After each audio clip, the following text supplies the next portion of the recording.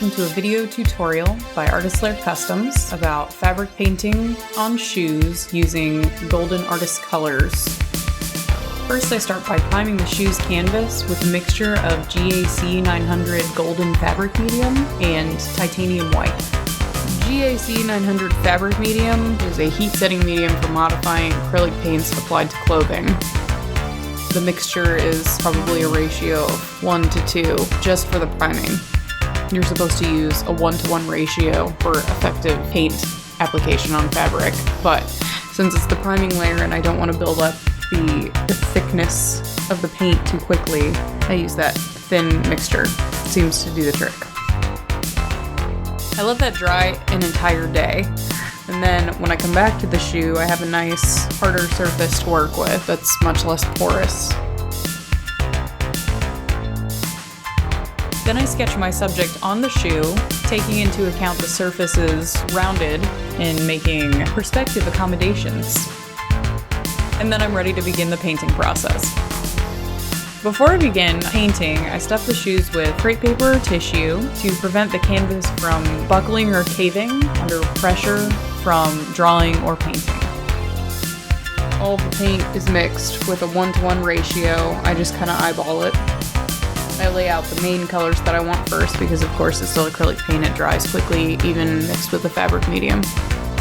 I just get all my main basic colors mixed and I start with the base layer. And I lay on the foundation colors.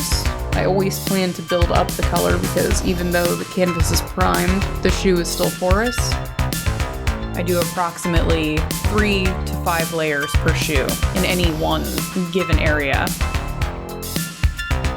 The skin tones that I'm using for the base layer are titanium white, Titan buff, and Naples yellow hue. Those are all probably the most important foundation colors for the lights. And then a mix of medium magenta and titanium white for a lot of the areas around the face, as well as a slight mixture of raw umber in there for some of the shadow regions, and then some dioxazine purple for the deeper shadow regions. Mars black is used sparingly in areas such as the irises. And then I go in and use a few additional colors in the later layers for the detailing of the face to create a little more depth and color bouncing and light refraction with the CADMIUM orange. And the chromium oxide green is used for both of their eyes, as well as some shadows on the face with the light ultramarine blue.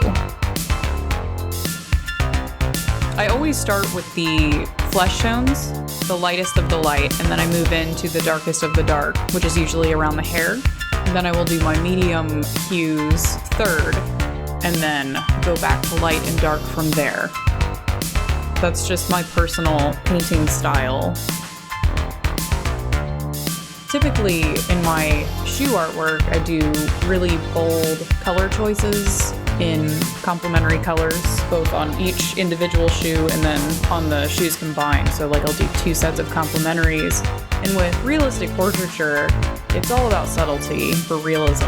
And so the medium magenta that I use is so diluted with white and some of the Titan buff when I mix it, that it just takes a tiny little bit. And sometimes it's best to test it off of the canvas beforehand, not even on the palette, just to make sure that it's going to be as subtle as possible. And of course, you always leave your most detailed areas for last. Eyelashes, things that are in the most foreground.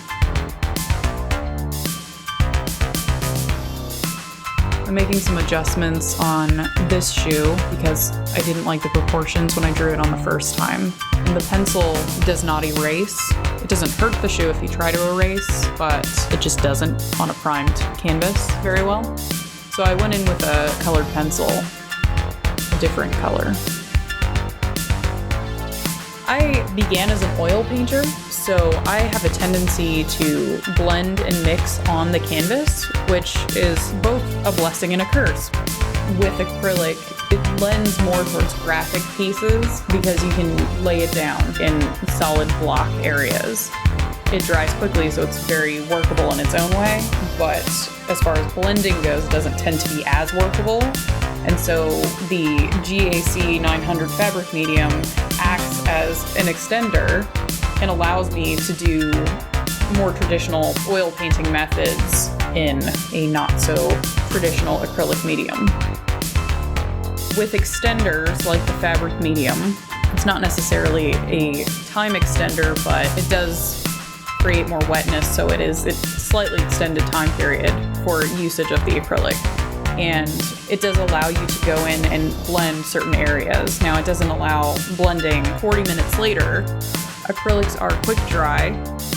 Oils are very slow dry. And so with acrylic methods, I've learned to blend more quickly on the canvas. But some people choose to mix on their palette all of the subtle transition colors and then apply them like that.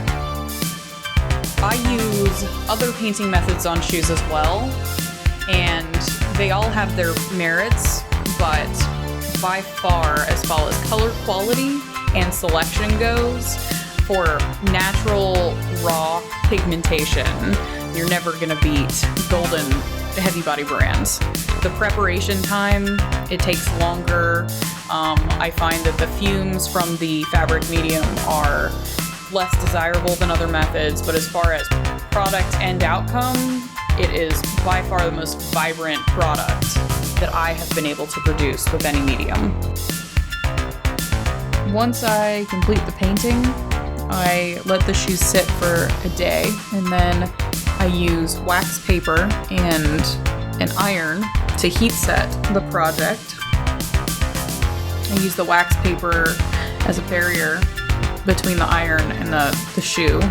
One, to not burn the shoe, and also so that no color transfers on my iron. Now, if the shoes are completely dry, no color transfer should take place, but in the event that it does, usually it's because it's been layered too thickly. Sometimes that will protect your iron. Once they are heat set, they feel like factory manufactured shoes with graphics on them. They don't feel sticky or gummy or anything. They feel like a manufactured piece of artwork. They are incredibly water resistant, and even if water did make it to your socks under the shoes, it would not destroy the artwork at all. The artwork is set in there. You would have to cut or burn it, basically, to destroy the artwork. But please don't. A big thank you to Golden for their support and help in creating this video. I actually approached them because I love their product so much, and I wanted more people to see other applications for their fabric medium. I hope you've enjoyed this tutorial. I plan to do many video tutorials in the future. If you have any requests or suggestions, please let me know in the comments and subscribe.